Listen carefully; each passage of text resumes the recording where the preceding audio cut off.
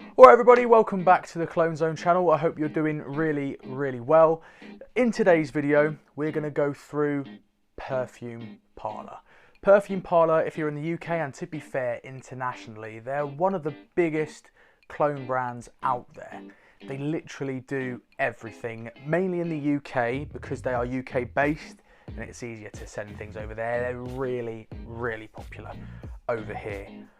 But is everyone just a shill?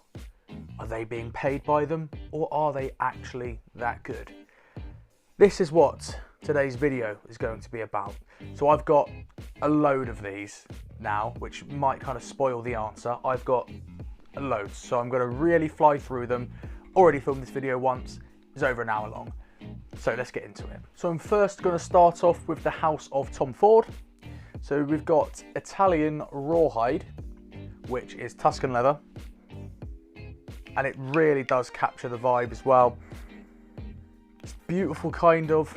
You definitely get the leather in there, you get the raspberry of course, but there's this powdery quality to it. And to be honest, even though I do enjoy this, it's not my favourite for some strange reason. It reminds me of my dad's transit van. He fits windows and it reminds me of getting in his van, and I suppose there's like chemicals that used to spray the windows with. Kind of smells like that. Bit strange, but I quite like it. Now we're on to probably the most famous one, which is Leaf Flavour Tobacco Vanille. This is honestly one of the most powerful fragrances I have ever smelled, and this is going off my actual collection. The longevity on this one was a good like 27 hours. I'm not even joking. 12 hours in, it was like a regular kind of decent performing fragrance. 3-4 hours in, it's void of like all top notes, very linear, pretty much just stays the exact same, kind of like a cola-y, deep, not very zesty or punchy, just very warm, like when you get off the plane going to Spain and it's boiling. That's kind of like how the smell is. Really nice, really masculine, really warm, good stuff. So next we're going to get on to Parfums de Marly. We're going to start with Warrior, which is Herod. It's got a lovely, really vibrant tobacco, like not a warm tobacco like Tobacco Vanille. It's like a tobacco leaf, really vibrant. I think it's got some sort of like lavender in there. There's definitely something that's making it punch. It's not this really warm blanket fragrance, but it's really nice. Got similarities to one that we're going to talk about in a minute. But yeah, very good warm fragrance. So the one it's got similarities to, in my opinion, is Pegasus or Winged Horse. This one absolutely like sings off the skin. There's this note in it, it's kind of metallic, lavendery almond note, and it literally just punches above everything. I think the Herod clone has a little bit of that as well. It's definitely toned down. I think instead of like the almond kind of metallic note, it's coming from that fresh kind of tobacco leaf. Really good stuff. And last but not least, we've got Penin, whatever one it is, which is Parfums de Marly Carlisle. This one really warm, biscuity, not cakey, but really warm, spicy, cinnamon. You've got apple in there. People say this is like the apple pie fragrance, and to some extent, I do agree. Really nice warm fragrance. You get the spices. Definitely wear this in the colder months. Probably wouldn't wear this anything past spring, but no, really enjoyable. So now we're going to go to the big boys, the most famous niche house in the world, which of course is Creed. So we're going to start off with Vintage Empire, which is Millesime Imperial. It's just Creed at their best. It really is Creed at their best. When I think of Creed, I think of naturals, I think of kind of aromatics, I think of breezy fragrances with lots of naturals in it. And this does the job. It's got basil, a few bits of citrus in there, but mainly just this warm English countryside garden in the summer kind of vibe. Absolutely adore this one. Fantastic, and of course the original is fantastic too. Might be interested in getting Milestone to see how these compare. Now this one is Silver Mountain Water. I got this in a bundle on a Facebook group, so it doesn't have kind of that sticker. But of course I'm going to pop in all the codes, and you just search Silver Mountain Water in the website, you'll be able to find it. This one's really sweet, musky, but it's not sweet in like a overpowering sense. Once again, really airy. It's got this very slight aquatic vibe, but not too strong. Some lavender in there. Really, really nice, citrusy, warm fragrance. Really well blended. Nothing kind of sticks out more than anything else. But no, a great fragrance. And I do have Al Rahab Silver in there. I might compare the two, see which one you should get. And now my personal favourite Creed clone. And my favourite Creed is Norse, which is a Viking. As you can tell, it's the biggest bottle I've got because I love it. Oh, it's just got the pink pepper, the lavender, it's got the woods in there. It's absolute beauty of a fragrance. It is unreal. I did mention this fragrance, this exact fragrance, when I did my Pocket Scents video. I did say the Pocket Scents one was closer, and I still stand by that. This one's more of a designer take away a bit of that pink pepper note, which probably could turn some people off. It is very powerful at the start of the fragrance. But no, this is absolutely gorgeous and probably my go-to this spring. Now we're going to push it out a little bit further east. We're going to go for the Middle Eastern legends of Amouage. So, this one, Mirror, is based off Reflection Man, which I think personally is their most famous, most well-loved fragrance. And it is really not what you expect a Middle Eastern fragrance to be. It's not oudi, it's not rosy, it's not warm and thick like a lot of them can be. It's literally just linen, like pure linen kind of washing detergent, clean clothes kind of smell. It's the only way I can describe it. I don't pick up anything else apart from sort of clean clothes. I think there is jasmine in this, which is probably where I'm getting it from. So clean. If you want to just smell unreal clean, it's like a shower in a bottle. Grab this, but still shower, please. And now we're literally gonna flip reverse it. Break Time, which is Interlude. I would say probably their second most famous fragrance. And it's absolutely fantastic, so different. Burning wood kind of fragrance. Really strong, smoky, woody. I don't know if there's any oud in there, but I really wouldn't be surprised if there was. It smells like Maison Margiela's By the Fireplace if you take out that sweet marshmallow vibe that fragrance has. Really, really good stuff. As you can tell, I've really enjoyed this. Now we're going to go to the house of Killian. So we're going to start off with Evil, Nice, Enjoy, which is bad boys are no good, but good boys are no fun. The worst name for a fragrance ever. This fragrance is famous for its Coca-Cola opening. Whenever I see anyone talk about this, it's about that Coca-Cola opening, and it does smell like you've just popped open a fresh can of Coke for the first like 3 or 4 minutes, and then it kind of dries down to a very kind of generic, mass appealing woody fragrance. A little bit disappointed, and the general consensus of this fragrance is pretty much that, a bit disappointing, but still worth a try if you like Coca-Cola notes. And if, of course, these are like £6.75, so you can re-spray to the cows come home. The next one is one of their more famous fragrances, Noir Illusion, which is Black Phantom. This one is very, very sweet, very gourmand, sugary, like brown sugar, caramel, like a hazelnut, almond vibe in there as well. So it's like a fudge, honestly, it's like a fudge. If I'm being honest, I don't love this fragrance. I think it is a little bit too much. It's a little bit too sweet, very unisex. I think anyone could pull this off. If anything, it might lean a tad bit feminine for me. Very chocolatey, fudgy, caramelly. Pretty decent fragrance, lasts really long, performs really well, but scent profile for me, I want something that's going to cut through a little bit more. Unfortunately, the next one is Stone, which is Vodka on the Rocks, which I really don't like this one, if I'm being honest. It's got this floral, I don't even really know how to describe it. It's got a note in there that smells like a note that's in United Colours of Benetton fragrance. And I really, really didn't like that. There's just, I don't know if it's the vodka that's putting me off, but there's something about this. It's an airy fragrance, be good for the summer. If you like the smell, then I imagine you'd really like it. Performs well enough, but it's just something in here that's really turning me off. And yeah, either I'll sell this or I'll just use it to get rid of it. Dark Return, which is one of their big hits, Back to Black. Now, I said I wasn't overly keen on Black Phantom, but I far prefer Black Phantom to this. This smells like cocoa butter, shea butter.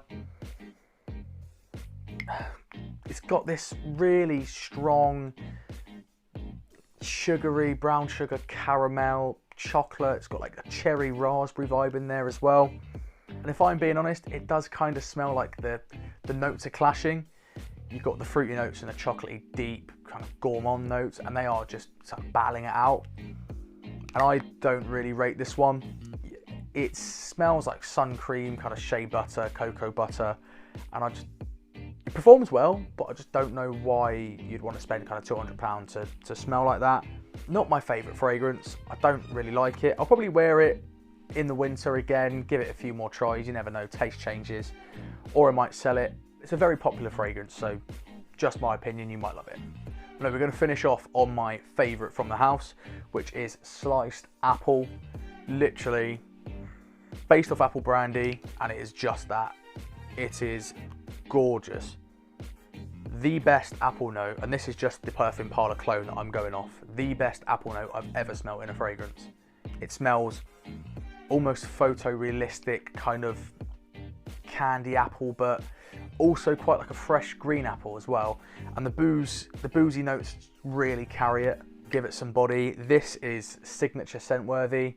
I've worn it quite a bit, but once I have a fragrance in my possession, I decide how important it is, and I've only worn it that much because I kind of want to save it because I think it smells really good. Really classy. I would say unisex, maybe slightly masculine leaning. Absolutely gorgeous. My favourite from the House of Killian at the moment. Right, so now we're going to delve into the designers now. So we're going to start off with Secret Man, which of course is 1 million Privé from Paco Rabanne. I have the original, and this is so close. Really, really close. Lovely, kind of mass appealing. Has that bubblegummy vibe 1 million's famous for. It kind of tones it down with a nice tobacco. I've seen the original be compared to Pure Havane. I really don't get that comparison at all, really. They're very different fragrances, even though they're quite tobacco heavy. This one's a lot more fresh, youthful. In my opinion, 1 million Privé is by far the best in the 1 million line, and this does it. So proud. Fantastic fragrance, does it really well. Longevity, performance is great. I've got the sample of the original so I can compare if you want me to do a video on that, because there is subtle differences, but it's really subtle. If you want to get the vibe, definitely pick this up. And unfortunately, this one is discontinued. This is Noir Extra 2, which is based off Paco Rabanne's Black Excess Lexé, the flanker from sort of like 2011, 2013 time. Absolutely amazing fragrance. I had 2 bottles of this when it first came out. I wish I stockpiled more because it's so hard to get. It's like 70, 80 pounds now. It does what Aventus does. It doesn't smell like Aventus. I'm not saying it's like an alternative. Well, no, it is an alternative to Aventus. I'm going to stick by it. It's an alternative to Aventus. It's like if Aventus had like a more spicy strawberry vibe instead of a pineapple vibe. Really, really nice, lasts really long. The original is a bit more powerful, a bit more pungent, lasts a bit longer, but this definitely brought me back a good sort of 10 years to when that first came out. And I absolutely love it. You can wear it any time of the year. Another signature scent worthy fragrance. Straight back onto the niches, we're going to go for Nasomato. Start off with their most famous fragrance, Strong Passion, which is Black Afghano, mainly known as the weed fragrance. So it's got a lovely sort of cannabis marijuana note, really green, really strong. It's got a really strong kind of woody base to it as well. It can get very funky. It just smells funky. That's the only way I can describe it. I imagine if you applied too much and in summer, it could come off as very like tangy BO. So be very careful, only wear it in the winter, I believe. But no, really good. This is niche done right. Pushes the boundaries, but still smells good. And, well, I mean, it's got to be mass appealing because it's such a great seller. in the niche world. But yeah, it absolutely nails it. Pretty hard to tell. It was actually called Forgiven, which is based off Pardon by Amato. This one is very like dark chocolatey, quite boozy and very dry fragrance. There's no kind of juiciness to this. It's not very sweet. It is quite bitter, very masculine. I personally think this might be the most challenging out of the lot that I have here. But no, really, really good fragrance. No, really like that. I haven't worn it too much. It's very masculine. It's quite grown up, quite mature as well. But no, very good stuff. I would recommend it if you're into that kind of vibe. And speaking of making the statements, we've got Bucks, which is based off Amato Duro. Got this in a bundle haul type thing from a Facebook group. I was kind of scared because this has been spoken about as being like the most challenging Amato out there. Well, certainly one of the more challenging ones out of the big boys. And I couldn't disagree more. I think this is probably the most, I don't want to say most wearable one out of the ones that I've got, but I think it is. I think this is the most mass appealing. To me, it's very woody. It's got this minty eucalyptusy vibe. If I was to describe it, I would say if you took Bentley for Men Intense, added a little bit more sort of girth to it, gave it this minty eucalyptusy medicinal vibe at the top, and it feels, you know, when you breathe in like Albus oil and it kind of has that pop in your nose, it kind of has a little bit of that, but does smell, I would say, about 70-80% similar to Bentley for Men Intense, which I love. I have it and I adore it. Great fragrance. I really, really do like this one. Really glad I did, because I got it in a bundle and it's not going to collect dust. Right, so now we're going to go for the miscellaneous fragrances, where I only have one from that house. So we're going to start with Armani Code Black, which is, well, it's Armani Black Code, which is Armani Code Black. Really nice, mass appealing, youthful, kind of minty, fresh fragrance. It's definitely got a bit of that kind of Eros-y, minty vibe that I think Armani Code did first and did better. Really nice fragrance, really mass appealing, really youthful. Can wear it probably most times of the year. You might want to kind of amp it up. It's got this slight sort of petrol vibe that kind of Fahrenheit has, so I don't know if it's got any violet in there. But no, really nice, bit of cardamom, bit of spice, really good stuff. Definitely a really nice, good freshie with a little bit of body to it. Next we've got Penhaligon's Blazing Mr. Sam, Perfume Parlour Flaring. This one is lovely. It's got kind of like this cardamom-y, cinnamon spice with a warm, almost like biscuity base. It's got some vanilla, some patchouli, really, really warm fragrance. It's a little bit more in the Halfetti kind of realm when it comes to Penhaligon's fragrances. Really warm, kind of tobacco, cinnamon, vanilla, kind of patchouli fragrances. Really, really nice. I would say it's quite youthful for a Penhaligon's, but you can definitely kind of dress it up. You can definitely wear it if you're slightly older as well. Really, really versatile for the more colder months. But I think you could potentially get away with this slightly warmer if you're not too heavy on the trigger. Up next, we have an absolute legend from Yves Saint Laurent, which is La Nuit de l'Homme, probably the most successful flanker of all time. It completely swallowed up L'Homme, and when you think of YSL, personally for me, I think of La Nuit de l'Homme. Really nice, woody, aromatic, got some slight kind of herbaceous notes in there. Of course, it's a cardamom bomb. Everyone talks about the cardamom, but there is definitely some supporting like basil or thyme, something like that. Maybe rosemary, something definitely down that kind of road. Really, really good. People say this is like a winter fragrance. I don't agree with that. I think you can wear this in summer, you can wear this in spring. Best for spring, I think. Wear it in autumn. It's got this outdoorsy quality, this breezy quality to it. And yeah, I really enjoy this. I actually had a 13ml and I did upgrade it. Two great summer fragrances here. We've got Power of Fire, which is Bergamot 22 by Layla Beau. Really, really poppy bergamot. feel like there's some kind of florals in there as well, some musks. Really, really nice. The problem is, and it performs okay as well, the performance isn't too bad, really light fragrance. It just smells just like Mugler cologne, so much so that I'm glad that I tried this instead of spending a decent amount of money on a sample of the original, because I'd just rather get Mugler cologne. But no, very good to have, and it's good to just, as you can see, I've used quite a bit of it. Spritz on in the summer and you will be the freshest person around. The next one is Florence Notoriously Dark. See, this one is based off Gucci Guilty Black, which is one of my favorite summer fragrances. I went through a 50ml bottle really quick about 6 years ago. Been longing for it ever since. So I had to get my nose on this. It's about 85% similar. I did recently get the original again, so I can do a standalone video if you want of me comparing the two. It's just a really nice summer fragrance. Really, once again, it's a little bit like the sort of La Nuit de l'Homme, where it's really airy. It's got kind of like this sort of minty vibe that the Armani Code has. It's got lavender in there, some like neroli. It's a very green fragrance.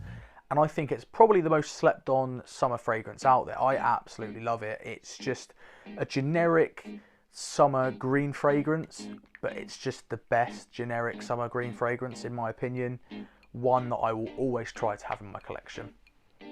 Now I've got the original, I can spray this willy-nilly. But I said it's one of the best summer fragrances. It's not the best. This is probably my favourite summer fragrance. I got this in my original order, my very first one, alongside Baccarat Rouge 540, which I don't have and I didn't like because I couldn't smell it. But apparently that's not just me that has that, and it wasn't the fragrance's fault, because I smelt the original and I can't really smell that either. But no, this is Immortal, which is based off Elysium.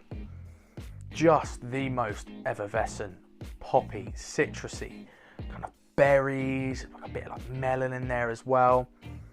Some musks, mint. It's got everything in there. If you look at the notes, there's about 70. Like, there's so many notes in this fragrance, but it's so well blended that it smells simple. Like, it smells really mass appealing and it smells designer. It's not got like a lot of niche to try and push the boat out.